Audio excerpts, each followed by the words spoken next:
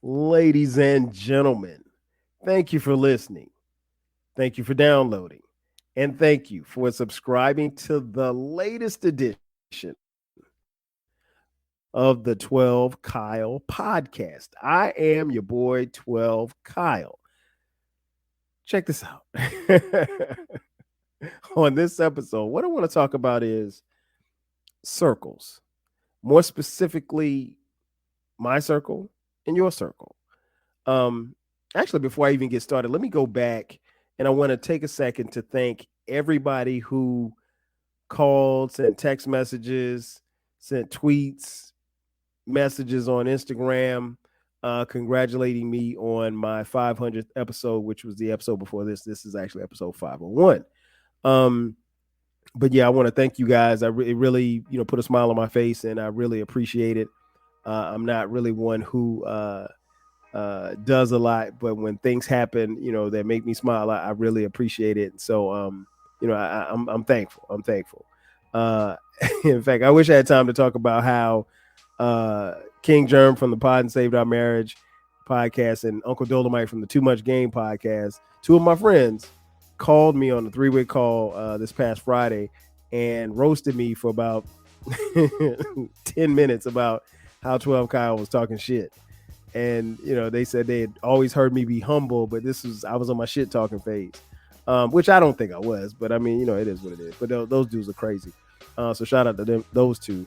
And again, shout out to everybody who reached out. I really appreciate it. But anyway, I came back to this. I came to this episode talking about circles because I if you have Facebook and you put posts or stories, I put up a story like maybe 2 years ago, and the story was of a quote. And Facebook has this thing called Facebook Memories where they show you what you posted 2 or 3 years ago, whatever the case may be. And the story came up. I mean, the post came up in my Facebook memories or what have you of that particular post that I put on my Facebook story. And it was a quote from the late rapper Nipsey Hussle. And the quote reads as follows, quote, "If you look at the people in your circle and you don't get inspired, you don't have a circle, you have a cage." Close quote. And it made me think. It made me think to the line that he dropped in the song Victory Lap on his debut studio album, which was entitled Victory Lap as well. 100 pro flow, run and shoot pro, 458 drop, playing bulletproof song. Every few shows, I just buy some new gold. Circle got smaller, everybody can't go. And so hearing that and hearing Nipsey and reading that quote made me think about, just my circle, really. And I think one of the things that I took away from that was the fact that, my circle really hasn't changed much. But I think a lot of us have had circles or people in our circle change.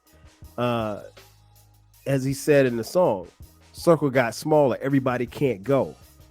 And that stood out to me because it's like, your circle at some point will get smaller as you grow. And that was another quote that I used to see all the time on Instagram and Facebook.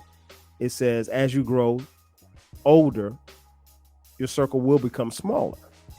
And I think that's fair. I think that's a fair assessment because as you get older, maybe kind of realize that some people in the circle may need to be there. Sometimes you have to replace people in your circle. Sometimes the circle gets too small for people's ego to be in your circle. And so I think probably a couple of things that you have to do when it comes to your circle, particularly as you grow as a person. The first thing I say you'd have to do is identify your circle. For me, it's quite simple. My circle goes like this. Associate, friend, crew. That's it. You're gonna fall in one of those categories. Of course, I'm not including family, but you're gonna fall in one of those three categories: associate, friend, or crew. Um, as many of you know, or maybe you don't know, like my crew for the most part, I've been running with the same people. I've been running with the same people, man. If I'm being honest, literally all of my life. Um, from everybody, like my boy Jay Fresh. Jay Fresh and I have been friends since we were 6 years old, and we talk or text like every day. And he lives in LA or Long Beach. I live in Atlanta. But even with the time difference, we still manage to talk or send texts or, just bug out. But I mean, like, we grew up together in Florence, South Carolina, and he's one of my best friends, but he's crew. I was explaining to somebody, like, when Jay Fresh and I moved, because we moved to Atlanta together, and we lived together in a town. We had a townhouse. We lived there for a year. And I was telling somebody that I remember this girl kind of, she didn't really know us like that, but from afar, she described us as like Dre and Big Boy from Outkast. And what was interesting was I was supposed to be Big Boy, and he was supposed to be Dre because he was weird. And he is very much so weird. He may be one of the weirdest people you'd ever want to be around, but he's crew. And so, you don't ever turn your back on your crew. And it didn't matter to me what the world thinks about him. That's my boy. So it's, what I'm saying is, you have to be able to identify who is in your circle and where they fit in your circle. Because as I mentioned, your circle will change, especially as you grow. I can only think of, and I think here's the thing that I think, if I can give myself some credit. I think I'm a pretty good judge of character, right? So I've been very selective over the years who I've let become associates. I've been very selective over the years who I let become friends. And I've been very selective over the years of who I let become crew. I can't really say that I've missed when it comes to those three categories. I'm just being honest. And I think that's because I do a pretty good job of mentally vetting people, if you will. And I think that's a quality that we all have, but sometimes, our friends be a little wild and we kind of ignore the signs, I'm not one of those. I am one of those people that I'm constantly getting information, processing information, and figuring out where you're going to fit. And now at this age, I'm 50 now. So it's like, it's easier to place people, you know what I'm saying? Because, like, I think when you're younger, you may be looking to expand that circle because maybe you want to network. Maybe you want to get people involved, and maybe you want to actually bring more people into your life. I'll use myself as an example. When Fresh and I moved here to Atlanta in 1997, we didn't know anybody. I mean, we literally only knew each other. And so we didn't know anybody in the city. We didn't know our way around the city. And so naturally, you would try to evolve and meet as many people as you can, get to know them, let them get to know you, kind of network to see where and if they could help, or if you could help them, and vice versa. And I think sometimes when you're doing something like that, it's easy to get burned, if you will, right? But it never happened to me. I will say what did happen, and again, I think I'm a pretty good judge of character, but I did have one misstep. There was somebody who I thought was a friend and who I thought was potentially could be crew because we hung out together. Turned out to be more of an associate than anything else. And that's cool. And here's what happened.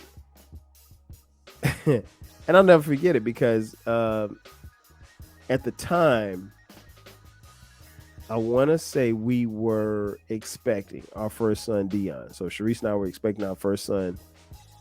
And I remember talking to this friend, or at least I thought he was a friend. And this was maybe the summer before Dion was born. Dion was born in August. So, he was about to be born, basically. I was about to become a father. And I happened to see this friend. And I said, we were talking and I was telling him, about how excited I was and, looking forward to becoming a father. And, Dion was about to be here and everything like that. And he looks at me and he says, I'm about to be a father too. Oh, word? Really? He's like, yeah, you remember Shorty? I was like, old girl from the club? Yeah, Shorty. Yeah. I'm about to be a dad, I was like, oh, word. I was like, when is she due? He was like, oh, she's due at the end of the year. I was like, oh, wow. I was like, so when did you find out? He's like, oh, I found out 4 or 5 months ago. Huh? To me, that was a red flag. Because my thing is, if we're as tight as I think we are, then I ain't saying I should have been the first person you called, but I should have been somebody that you called at some point to say, hey man, guess what? I'm about to be a dad. I don't know if he was embarrassed because she was for the streets. I don't know if he was, embarrassed because he wasn't sure if it was his child, but he knew it was. I don't know what the case was, but at the end of the day, I mean, I didn't like the way that came off. Like, it was just like, oh yeah, hey, guess what? He said it so casually, like, yeah, I'm about to be a dad too. Almost like, yeah, I bought some Jordans yesterday. So I guess what it taught me was like, maybe, just maybe, we're not as tight as I thought we were. And that's cool. Don't get me wrong. I had no ill feelings. No, I'm not tripping off nothing like that. But it what that interaction taught me was I could place him into this particular arena as far as an associate and be cool with it. Wherein I thought maybe he might, I knew he was a friend, but I thought maybe he could be cruel. And, you got to spend some time with people to become crew. And we had spent some time together. But, he wasn't crew, and that's cool. Trust me, no, I have no issues with him not being crew. The only difference was that I made a misstep in my calculation because I thought that he was, but he really wasn't. Because I think that if you're a crew or if you're a friend, even for that matter, like I said, if you're expecting your first child, I think, you pick up a phone or you come by the crib and say, hey, guess what? You don't, or hey, let's go out for drinks. I'm celebrating because I'm a father. My thing is, you found this out 4 or 5 months ago and you're just now telling me? Come on, man. What are we doing here? Because I wouldn't have done that to you. But again, I hold different things at different levels for my friends, for my crew, not as much for my associates. It is what it is. I think ultimately you have to identify what the foundation is of your circle. Like I said, Nipsey said, circle got smaller, everybody can't go. And everybody can't go. It can't. It just, you just don't have that trajectory. I know some people who have. Now, I will say this much before I even go into the next point.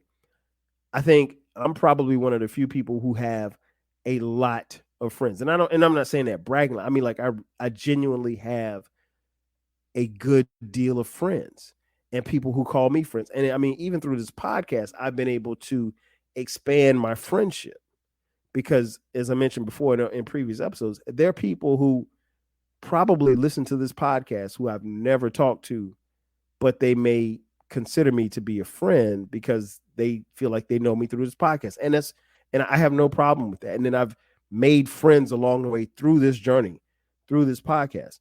And the thing I'll say is, when you talk about your foundation of your circle, your foundation has to be tight.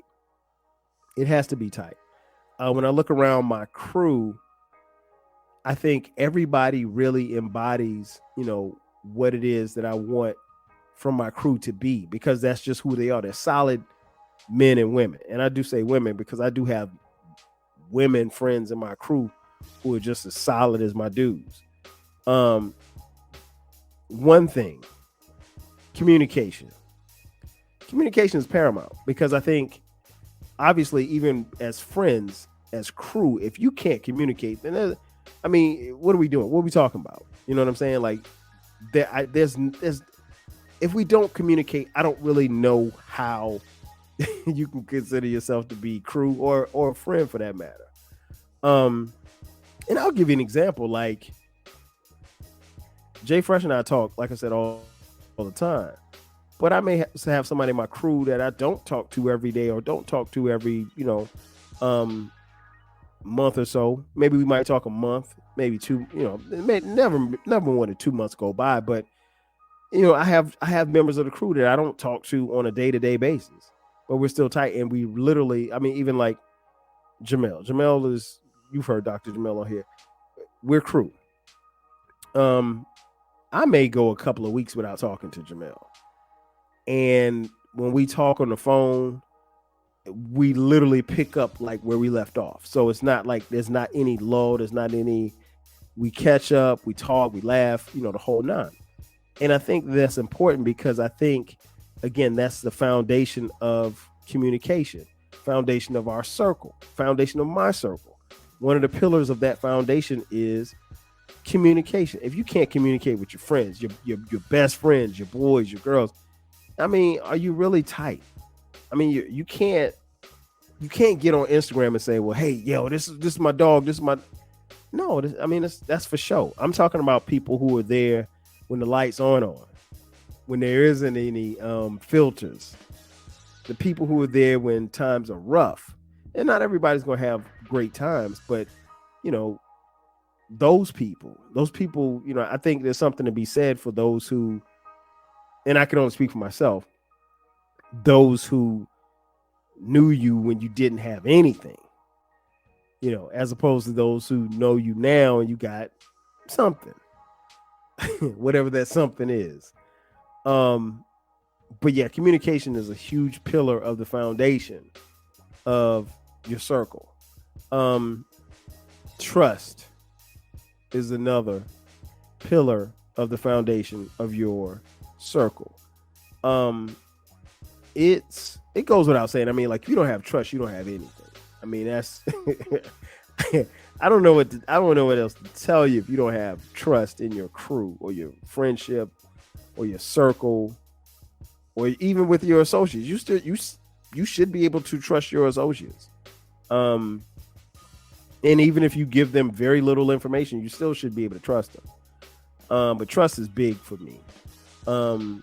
Because I think, trust isn't something that you can give everybody, because you can trust people.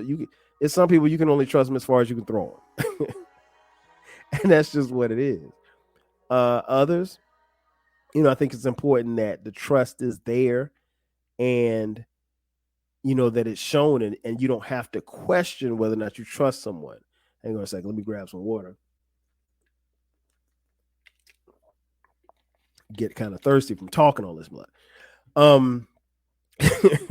But trust is important. I mean, it is paramount for any type of association that you would have with someone, any type of friendship that you would have with someone, any type of dealings that you would have within your crew. If you can't trust somebody, I feel like if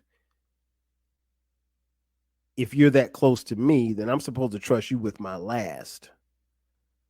Or I'm supposed to trust you with my money, or I'm supposed to trust you with my family. And that's that. And like, you don't have any, there's no gray area there.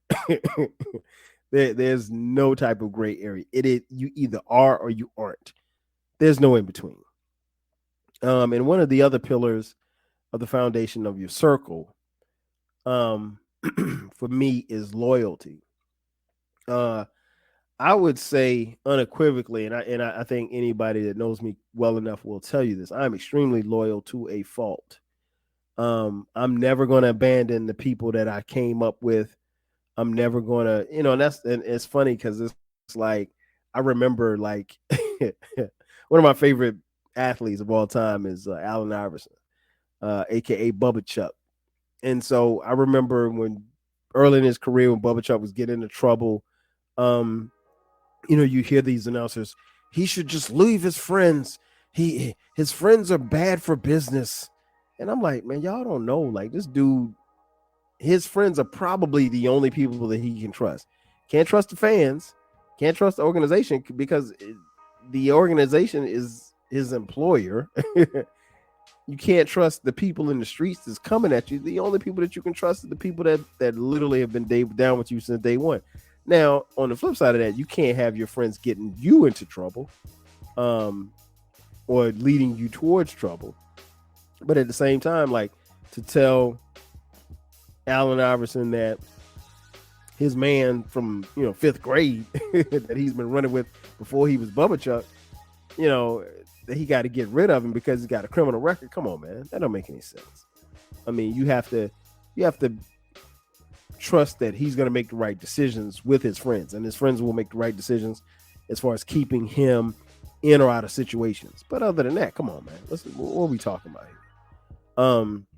But he was extremely, and still appears to be extremely, loyal to those friends. Now it gets kind of tricky because once the money gets involved, then all you got is these hanger-ons and stuff like that. But then once the money gone, then what? I'd like to think that I don't think my crew or my friends will change if I became a multimillionaire tomorrow. I really don't. Call me crazy, call me delusional in the belief of the people around me, but I really don't think that they'll change. I don't think they'll have their hands out, honestly. It might be one or two. But well, in fact, I know one for sure will have his hand out, but that's cool. That's just where he is right now. But I love him nonetheless. But yeah, loyalty is extremely important. I mean, like, particularly if you never did anything to have me question your loyalty to me, then no, we solid all the way through. We are solid all the way through. I mean, like, and I've been told that I'm loyal to a fault, but again, it's hard for me not to be loyal because I feel like that's one of the everything that I'm asking and requiring of my circle, I'm giving. So the communication, the trust, the loyalty, I'm giving that in return 100-fold because I really believe in that, because I don't want anybody to be like, oh man, 12 Kyles or KD is washy. No, I'm not washy. I'm as solid as they come. And I think if you ever get a chance to meet me, you'll see that I'm what you see is what you get. Ain't nothing changed. But the name. I mean, like, I'm still the same. But yeah, loyalty is extremely important to me.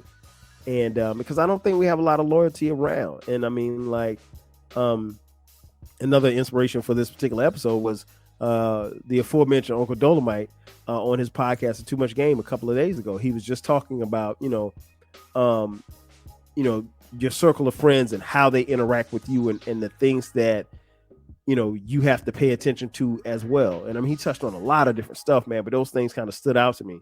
So check out that podcast, Too Much Game podcast.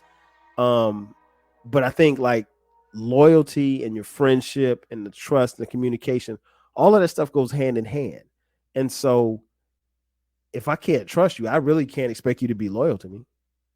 If I can't communicate with you, I really can't expect you to be loyal to me, because again, if we can't communicate, then at some point I'm going to end up questioning you. And if I question you, then what does that say about me? What does that say about us? What does that say about our circle? Again, your circle is to me is everything. And I think, like, what's important to me in my circle is that everybody stays solid. The thing about crews is I can have Jay Fresh in my crew, but Jay Fresh might not be cool with I'll just say he might not be cool with Fred. He is, but that's another story for another day. But let's say he's not cool with Fred, but Fred is in my crew. Fred and Jay Fresh don't have to be cool for them to be in my crew. The only thing is that they remain solid to the soil with me. And that's the thing that's important. And I think sometimes as we get older, we mistake what we think is friendships for the superficial things. And friendships to me, circles to me, is more than just brunch on Sundays.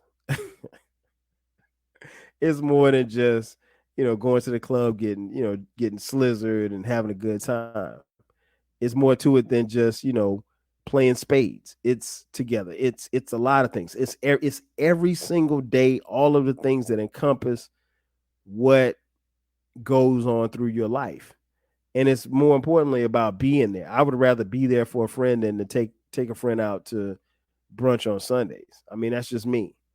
I want to be the one that when you call, I'm solid and I'm answering the phone.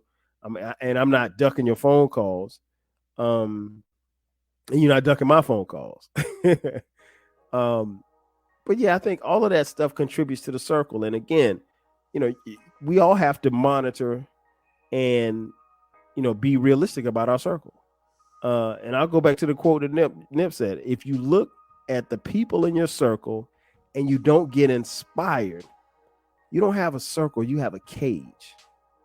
And that is so true. Like, even in my circle, I'm not the smartest person in my circle by any stretch of the imagination. I'm not the smartest person in my crew. I'm very smart, but we all push each other. We all inspire each other. We all motivate each other. We joke each other. Some of the biggest jokes that I get, is from people in my crew.